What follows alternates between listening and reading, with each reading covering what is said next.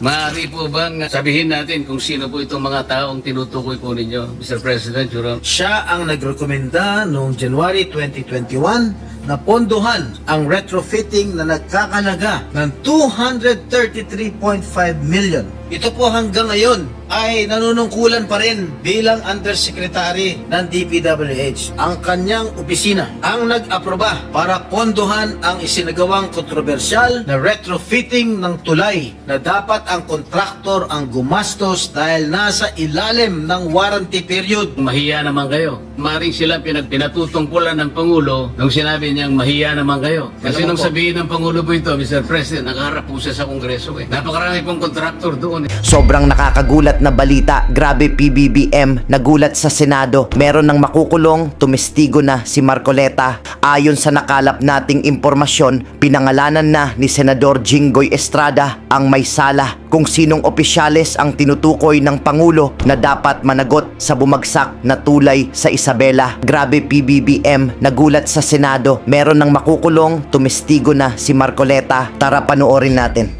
Ang kapalpakan sa pagdisenyo at sa pagkakagawa, ang mababang kalidad at marupok na materyales, ang pagkaantala ng proyekto, at ang kapabayaan sa tamang pagmentina at pagkumpuni. Halimbawa, sa Kabagan, Santa Maria Bridge na sa Isabela, sinimulan noong 2014, ginastusan ng taong bayan ng 1 bilyon. 10 taon tinayo.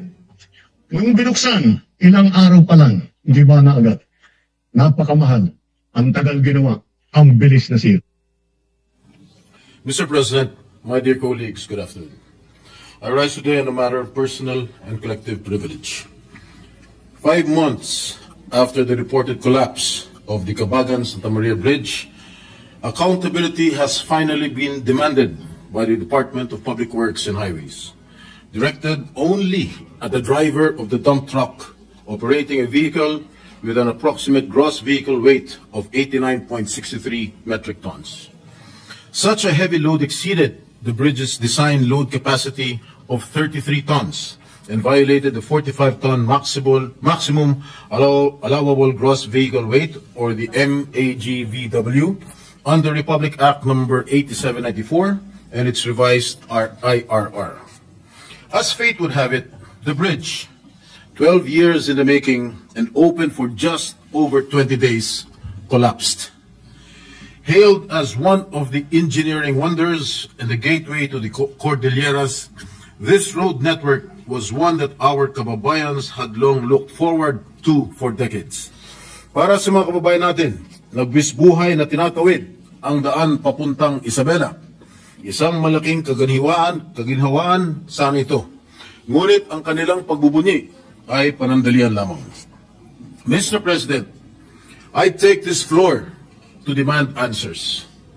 Why did a bridge into which we poured over 1.2 billion of taxpayers' money, meant to be a symbol of strength and connection, become instead a symbol of failure for the government? Sino po ang dapat managot? Sino ang may sala?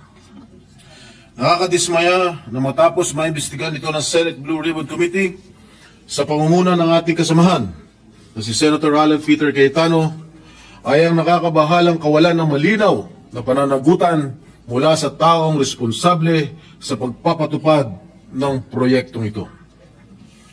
Based on all the documents my office has gathered, no information was submitted to the DPWH explaining how the designer of the 990-meter bridge, Mr. Alberto Cañete, a supposed bridge expert, or the joint venture of United Technologies Consolidated Partnership, PERT Consult International and Scheme Engineers and Associates, arrived at its design.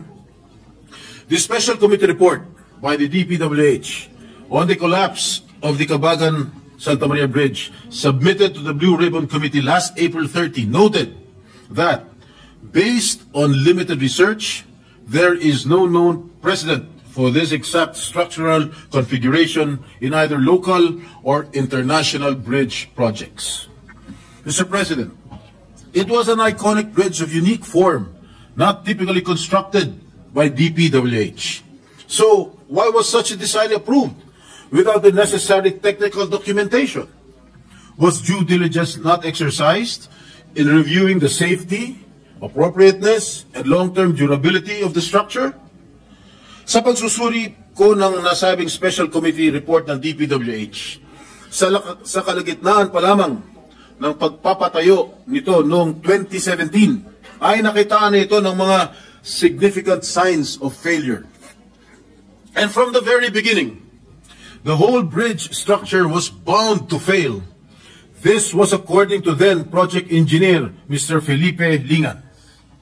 Ngayon po man, Ginoong Pangulo, itinuloy pa rin ito at ang tanging naging solusyon ay retrofitting at epoxy injection. At ang masaklap pa dito, Mr. President, my dear colleagues, ay inako ng gobyerno ang gastusing ito na nagkakahalaga ng humigit kumulang na 400 million pesos.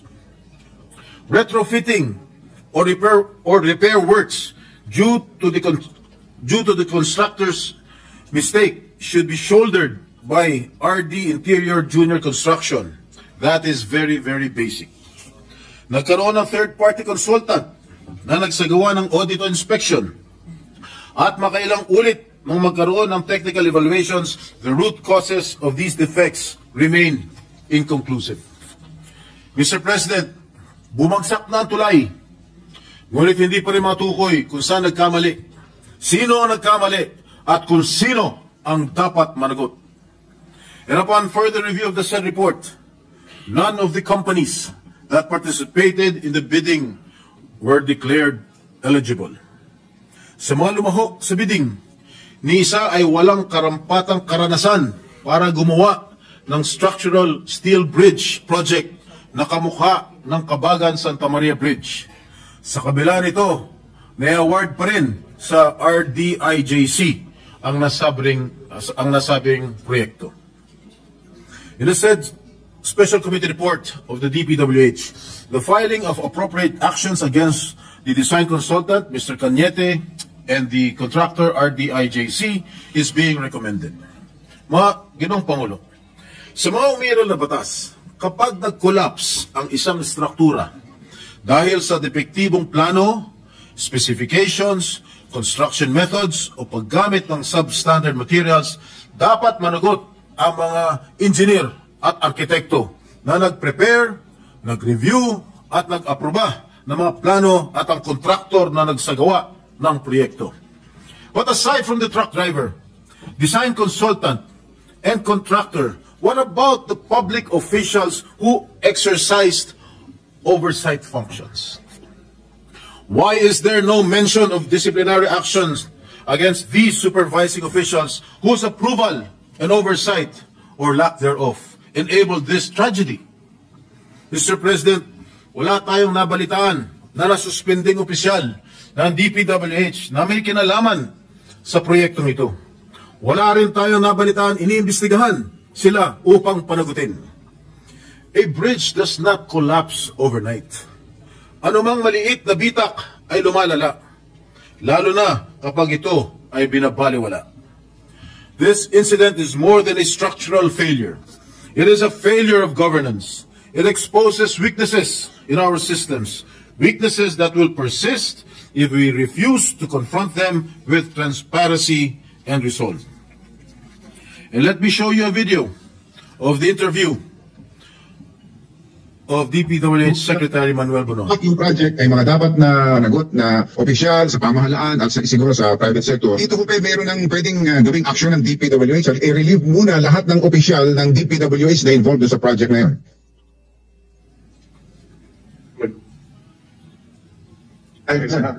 Wala na pala. Yung, ano pong pinakamataas na ranggo nung nire-recommenda po yung makasuhat?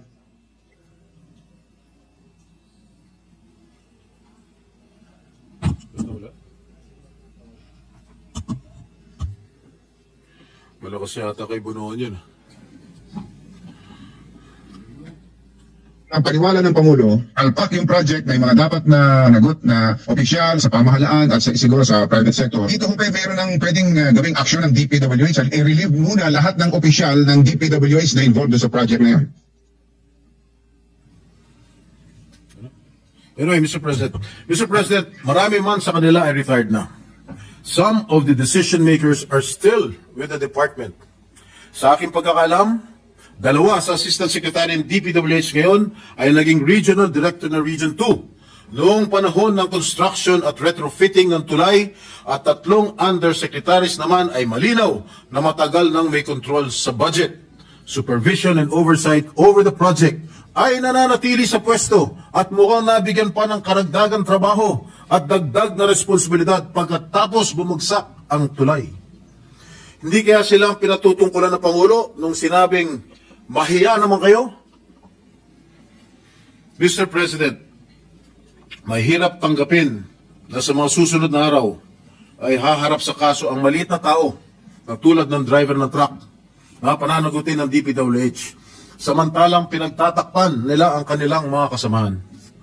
I urge the DPWH to take full responsibility and accountability, not only by pursuing private contractors, but also by holding accountable its own officials who were involved in the planning, approval, and implementation of this project. Public confidence demands nothing less. Explain the approval process, identify the lapses in monitoring and enforcement, and most importantly, assure the public that this will never happen again, not through promises, but through concrete reforms in design, review, safety compliance, and project oversight. The bridge that was meant to stand strong for generations collapsed in less than 3 weeks. Its collapse should serve as a warning. When safety is compromised, when accountability is absent, it is the people who will pay the price. I am not here to point fingers at anyone. I only hope that we use this incident to mark the beginning of a renewed commitment to engineering integrity, public safety, and true accountability. Thank you, Mr. President. Majority Leader. Thank you, Mr. President. Mr. President, the distinguished gentleman from the great province of Tarlac and Rizal, Senator Rodante Marcoleta, wishes to interpolate the distinguished gentleman from San Juan, our Sen. President Pro Temp. I move that they be recognized, Mr. President. Senator Rodante Marcoleta is recognized. Thank you, Mr. President. I know my friend will yield to a few clarificatory questions by way of interpolation. How did you know that I will yield? Wala ka namang choice eh.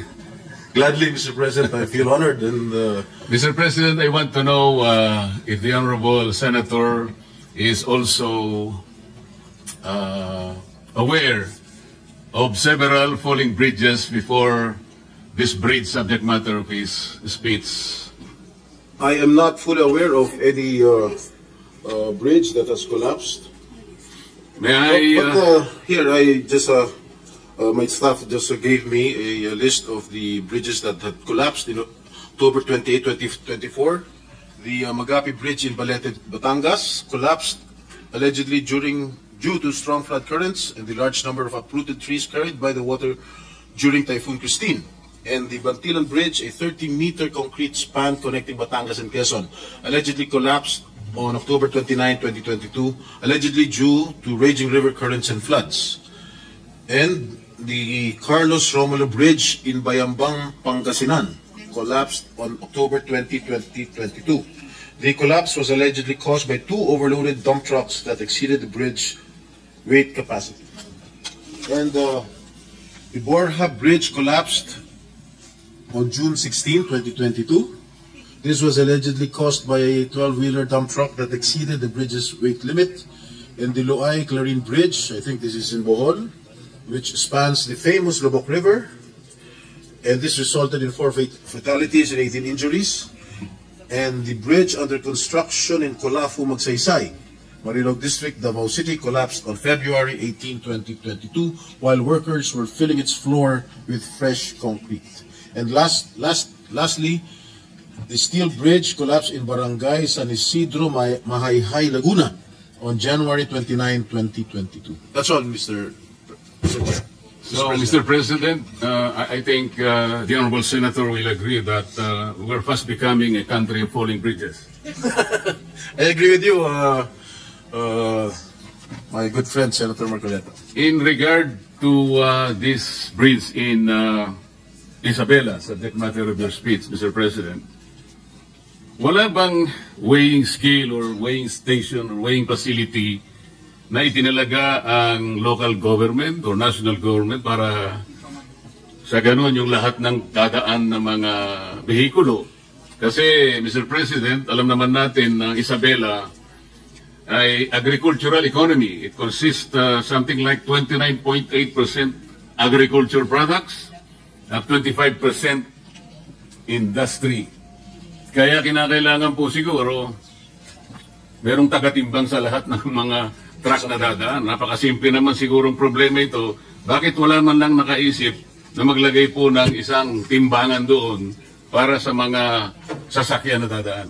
Sa aking pagkakalam po, Ginoong Pangulo, ay wala pong weighing bridge na nakalagay po rin sa Kabagan Santa Maria Bridge. Kaya siguro bigla nila pumasok itong overloaded na truck na nag-weigh ng 89.63 metric tons. Kaya po bumagsak, overweight to ng 43 metric tons. Kaya siguro bigla akong bumagsak ang tulay ng Kabagan ng Santa Maria Bridge, Pangulo. Binanggit po ninyo sa inyong speech, Mr. President, Your Honor, na ang isa sa nakadidismaya matapos ito'y maimbestigahan sa pamumuno ng ating kasama, Senator Alan Peter Cayetano, ay nabahala po kayo na malinaw na may kawalan ng pananagutan mula sa mga taong responsable sa pagpapatupad ng proyektong ito. Tama po ba yung aking narinig? Tama po kayo, Ginoong Pangulo. Ibig bang sabihin po ay hindi natukoy ng investigasyon ng ating kasamahan ang mga responsabling tao na mayroong kasalanan dito sa bagay na ito? Ginoong Pangulo, ang sa pagkakalam ko, fact-finding lamang po ang ginawa ng yun nga po. DPWH. Dahil at wala pong fact-finding, mga pangalan na binanggit. Ngayon, kung ako po'y tatanungin ninyo kung sino-sino po ang magiging responsable, sasabihin ko po sa inyo kung sino-sino po ito mga ito.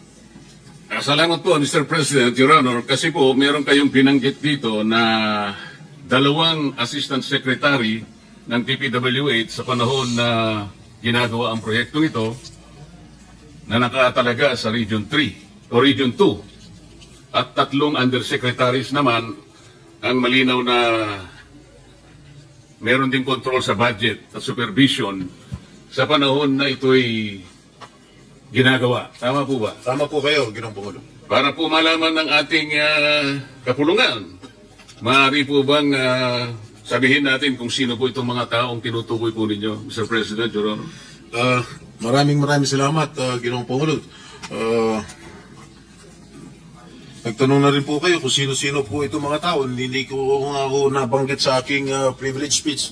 Subalit nagtanong po kayo, mapipilitan ko pong ibulgar kung sino-sino po itong mga taong responsable sa pagbagsak nitong, sa pag-collapse nitong tulay sa Kabagan Santa Maria. Una-una, si Assistant Secretary for Regional Operations in Luzon, Loretta Malaluan. She succeeded Neri Bueno, now Asik Bueno, as Regional Office Region 2 Director, the time when the bridge project was already facing structural problems. Siya ang nagrekomenda noong January 2021 na pondohan ang retrofitting na nagkakalaga ng 233.5 million o yung pagsasagawa ng epoxy crack repairs. In March 2022, she formally requested that the project be reclassified from a replacement to a retrofitting strengthening project given the persistent structural issues. Pangalawa po, Ginoong Pangulo, Assistant Secretary for Regional Operations in Visayas and Mindanao, Neri D. Bueno. So po, as then Regional Office 2 Director, Engineer Bueno was involved in the implementation of Phase 1 and Phase 2 of this project. In 2018, then Project Engineer Felipe Lingan began reporting early signs of possible bridge failure. Noong pa lang 2018, nakitaan na nitong si Mr. Lingan na medyo malapit na magkolapso o may failure, early signs of bridge failure. These warnings were either not acted upon or were not sufficiently addressed under Bueno's leadership. which became a notable concern in later investigations. Ginoong Pangulo, yung tatlo pong nabanggit kong undersecretaries, napapangalanan ko rin ngayon, ito po hanggang ngayon ay nanunungkulan pa rin bilang undersecretary ng DPWH. Unang-una, Undersecretary for Regional Operations si Luzon, Ginoong Eugenio Pipo Jr. Siya po ang nangasiwa ng construction ng tulay nang sinimula ng pagpapagawa nito noong 2014 bilang Noy Assistant Secretary for Operations.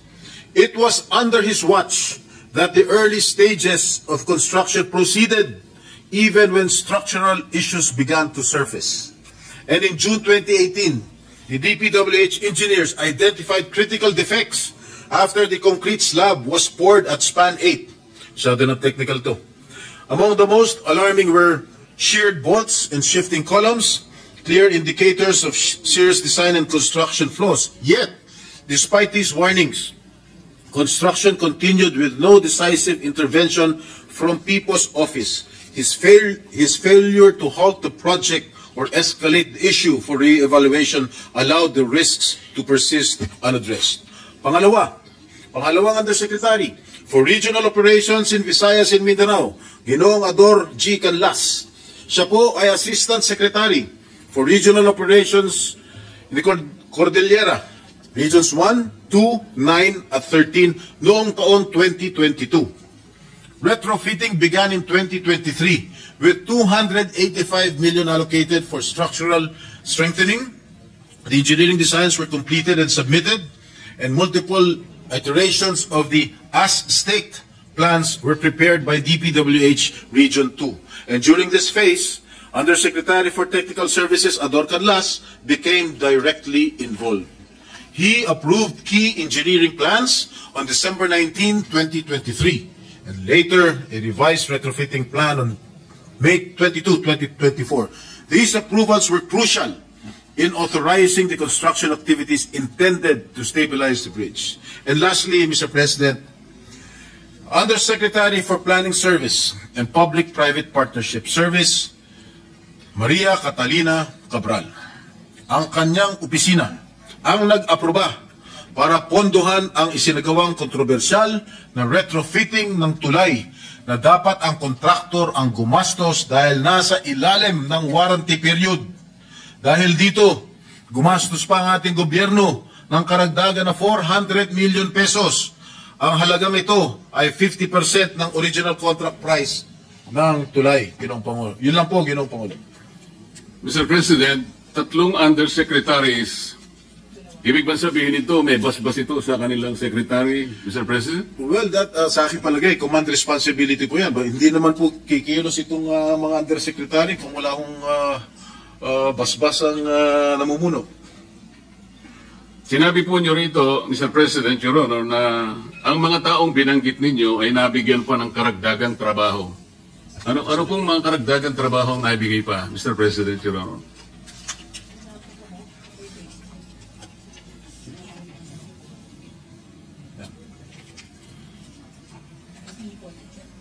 Habang binabasa po ninyo yan, karagdagan siguro informasyon, Mr. President, meron po ako nabasang isang briefing na dalawa po sa binanggit yung undersecretaries parang nagkaroon po ng pagbabago, atas ng panibagong katungkulan, nagmula mismo sa tanggapan ng DPWH. Tama po kaya yun? Tama Mr. po President, kayo, Your Honor? Tama po kayo, Ginoong Pangulo.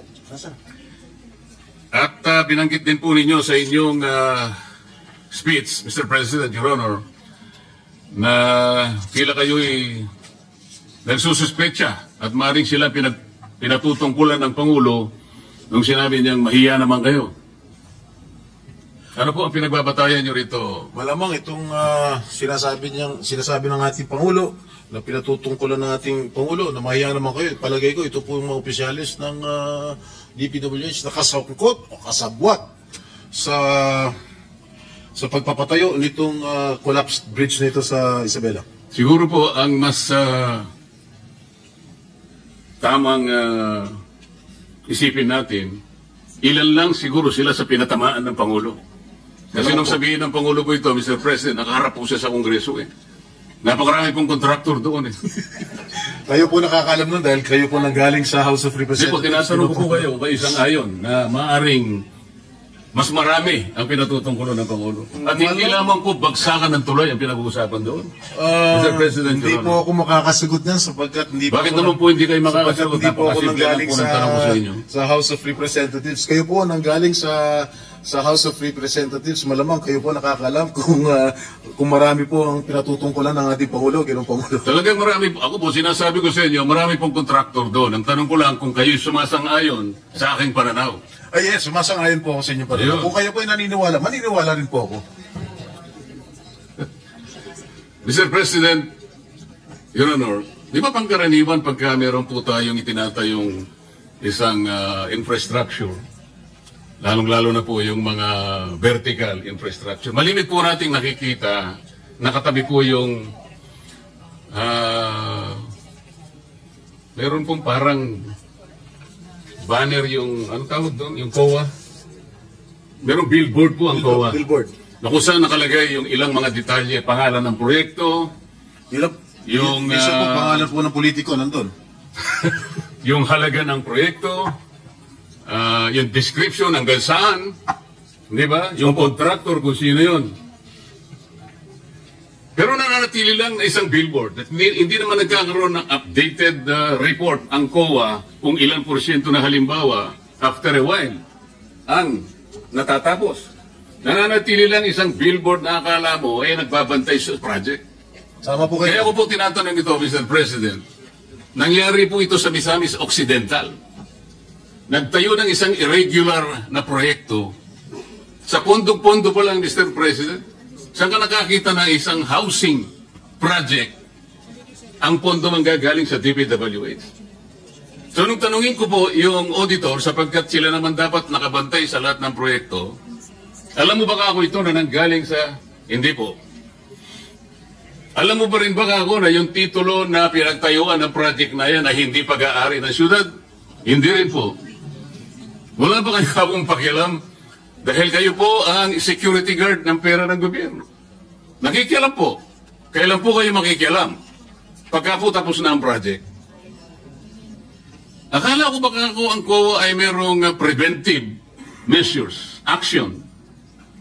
Ibig mo sabihin ka ako pag natapos ang project, natapos na po talaga ang project, ngunit ang titulo po ay pag-aari ng mga pribadong mga mamamayan. Nang tanungin ko po siya, sino ang may-ari ng project? Wala pong maisagot. Ngayon po, itong ang inyong privilege speech, Mr. President, Your Honor, ay salamin lamang ng isang napakalaking anomalya na nagaganap sa ating bansa. At salamat po sapagkat kahit na ito po ay isa lamang sa mga bagay na maaaring makapagbigay po ng alalahanin sa ating mga mamayan sapagkat ito ay pera ng bayan, lalong-lalo na po ay binabanggit ninyong mga opisyal ng pamahalaan na parang kasangkot pa sa mga pangyayaring ito, na maaaring ang pwesto po nila ay nagpalipat-lipat sa ilang mga lugar sa mga pong mga listahan ng mga bumagsak na tulay. Kung makikita po yung tatlo sa binanggit niyo sa Luzon po eh. Sa Makapid po, ulit-ulit po ito. Parang napakasama pong pagsasalamin. Kagaya po ng ginawa ninyo, sabi niyo, ito pa naman ay isang symbol of strength and connectivity. Parang nasira po yung simbolo na yun, Mr. President. Your Honor. Ano po ang iniisip po ninyong gawin, Mr. President, Your Honor? Sana po ay maimbestigahan po itong sa lalong madaling panahon. Inimbestigahan na po ng ating kasama. Dito po sa inyong committee, sa Blue Ribbon Committee, sapagkat ang involved dito ay mga opisyalis ng ating gobyerno. Lalong-lalo po sa, of course, sa DPWH. At masagot ko lang po yung katanungan kanina dun sa mga undersecretaries na nabigyan pa ng karagdagang trabaho kung kumari lang po, Ginoong Pangulo. Base sa mga department orders namin nakuha, na-promote pa ho si Engineer Loretta Manluan from Regional Director in Regional Office 2 to Assistant Secretary for Regional Operations in Luzon. Si Nery Bueno po ay dating Regional Director din sa Region 2 at na-promote bilang Assistant Secretary for Regional Operations in Visayas and Mindanao. At si Eugenio P. po ay dating ASIC lamang bago naging Undersecretary. Ganon din po si Yusek Ador Carlas. Salamat po sa impormasyon, Mr. President, Your Honor. Meron po kayong binanggit na retrofitting. Ang ibig po nyo sabihin, Mr. President, Your Honor, ito pong tulay ng Kabagan na ito ay maliban po sa ito'y ginastusan ng pamahalaan, yung retrofitting, ginastusan pa rin po ng ating pamahalaan. Opo, ginastusan pa rin po ng ating pamahalaan. Pagkatapos po ng dalawang gastusan, ito po ay bumagsak. 3 gastusan, hindi lang 2.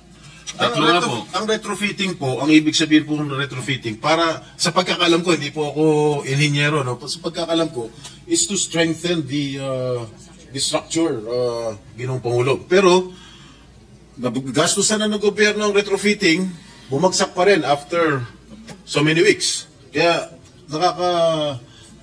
nakakagulat at gumastos pa ko ng 400 million ang ating gobyerno for the retrofitting cost, Ginoong Pangulo. Babagsak po talaga yung retrofitting. Dapat po, sa aking palagay, dapat po ang contractor po ang dapat mag-shoulder ng expenses ng retrofitting, hindi po ang gobyerno. So 3 beses pong gumasta ang pamahalaan, Mr. President. Opo. At bumagsak. At bumagsak pa rin. So 3 beses pong nasampal ang Pilipino. Tama po kayo. Salamat po, Mr. President. Maraming salamat po. Majority Leader. Ngayon, ikaw, bilang Pilipino, ano ang masasabi mo at reaksyon sa balitang ito? Mag-iwan ka ng komento sa ibaba at atin pong babasahin isa-isa.